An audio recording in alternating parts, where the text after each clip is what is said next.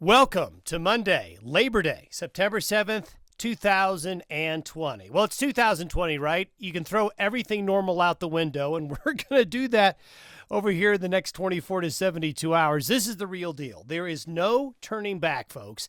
This is going to be a very intense storm and front for this early in September. If this was late September, early October, it really wouldn't be unusual.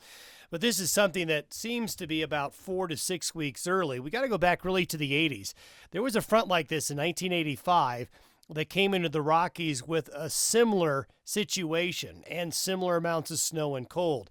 It's not a matter of will the growing season end? Well, it will for most of you. Not all of you, but in many areas, especially east of the Continental Divide, growing season's over.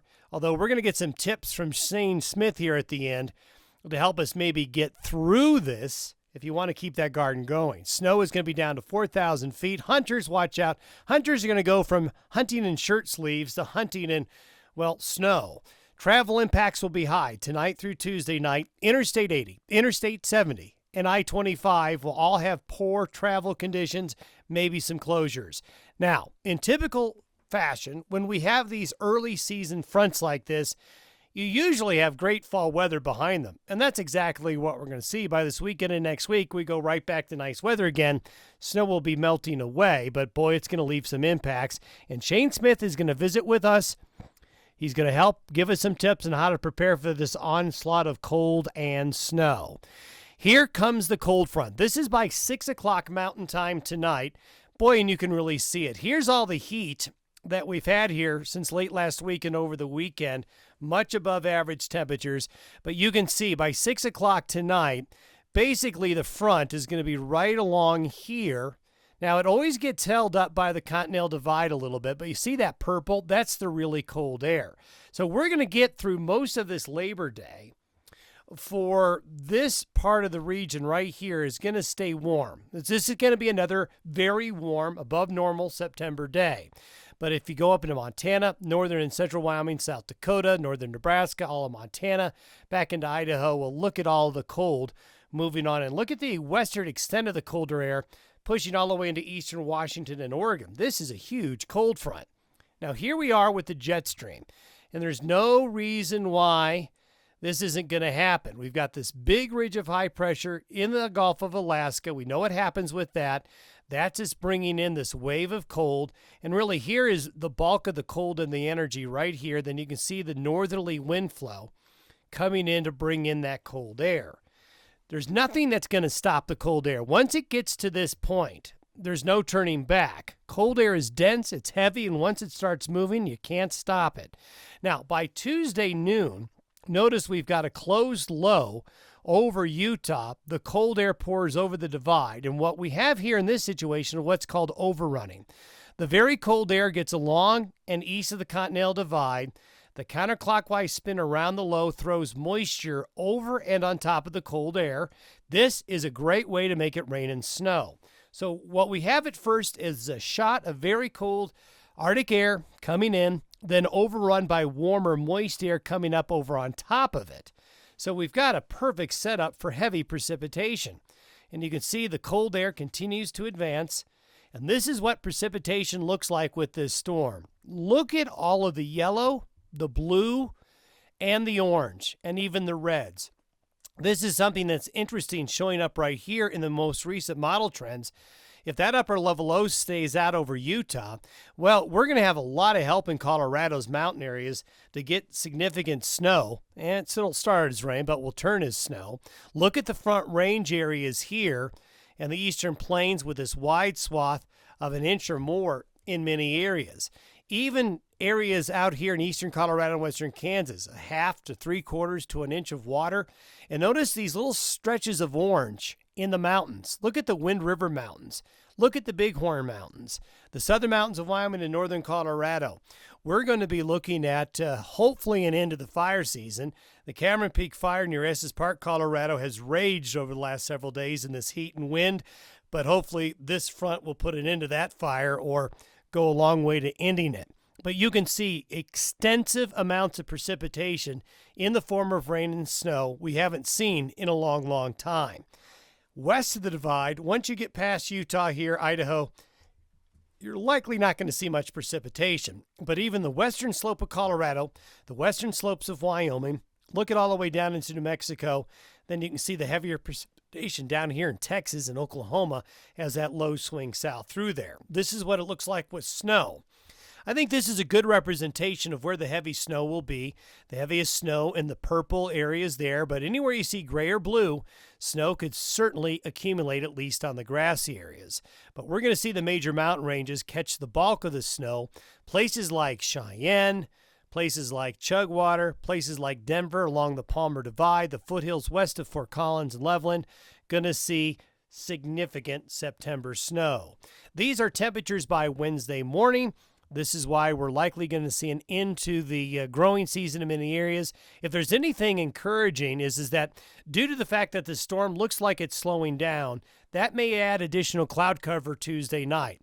Any areas that don't have clouds Tuesday night could be looking at record-breaking temperatures. These are probably record-breaking temperatures for many areas anyway. As we look ahead, these are temperatures relative to average by Wednesday. Look at this, Denver. 48 degrees below average for Denver by noon on Wednesday.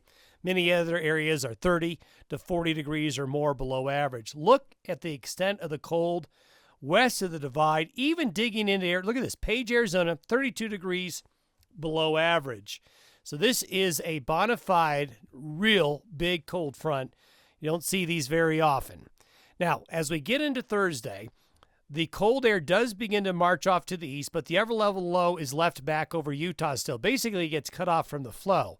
So what this means is do not expect a quick warm-up during the work week. Into Wednesday, into Thursday, and into Friday, it's going to still stay very cool. However, by the weekend, high pressure rebuilds.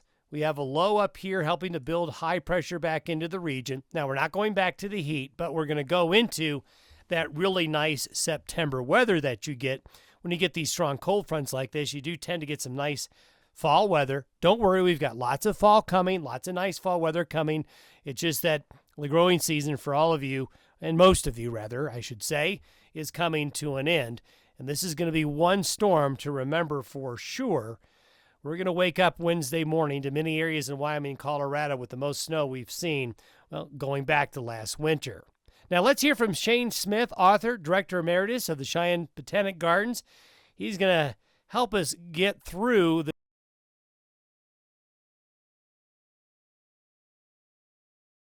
if you're in an area where you're pretty sure that you're going to freeze, which is an awful lot of your listening area, number one is I would go out and do a big harvest. You know, even if some of your tomatoes aren't quite ripe, you know, some squashes. Depending where you live, there isn't much that can survive when you get down into the lower 20s or the teens. You can do some covering, and you might be able to eke out a save. It just depends where you live and how the weather's going to hit you. And if it's looking like, you know, the low 20s and into the teens, it's over. But if it looks like you're in an area where it's going to get down, dip below freezing and not for that many hours, meaning down into 28 or so, then easily you can cover stuff. You probably don't have to do much of a harvest.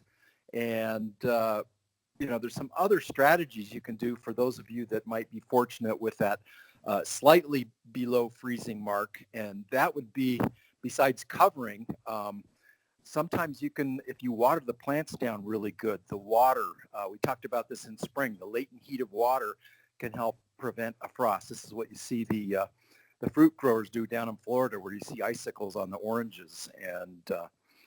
And so that's a old method that works, but it only works down to about 28, 27 at the best. And getting back to covering things, quite often the first thing people grab is a clear piece of plastic film, you know, visqueen or polyethylene, and that works fine, except if it's coming with heavy snow, you might need to put some stakes up to support that plastic so the snow doesn't come collapsing down on top of your tender crops and crack the vines and the leaves and such. The other thing, if you're using any sort of clear covering, is as soon as the day comes that the sun is out and we're getting back above freezing or even getting close, keep an eye on it, because those little clear tents that you build to protect your plants become super, super hot. And you go from dealing with frost to dealing with 115, 120 degree situation under the plastic. And so you might have saved the night, and then you lost it during the day. So just don't walk away from it. Keep an eye on things. Just in general, getting back to people who might be facing a lighter frost, the main priority, the most sensitive plants are the fruiting crops: tomatoes, cucumbers, peppers, eggplant, squashes. Those guys don't like it below freezing at all. There are some crops that can take a light frost. That would be your leafy crops, lettuce, spinach.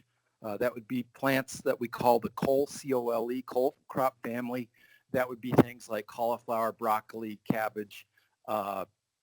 They could all take a very light frost without much problem.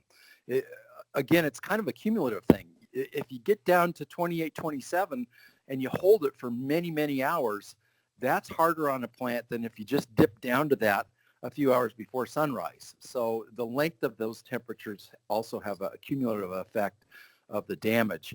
But so if you're going to prioritize and you're in a lighter frost area, that's the way to prioritize, is spend your energy covering the fruiting crops. Beyond that, if we're seeing a snow event coming, which it sounds like there's a lot of your listening area that will see snow, unfortunately.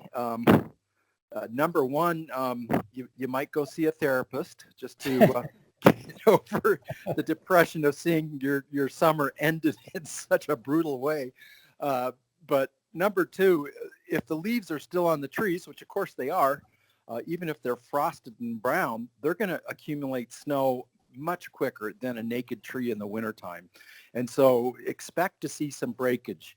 And also plan on going out and shaking your trees during the course of the snow. Even if it's in the middle of the night, you might be able to save a shrub or a tree, especially a young one, from total destruction.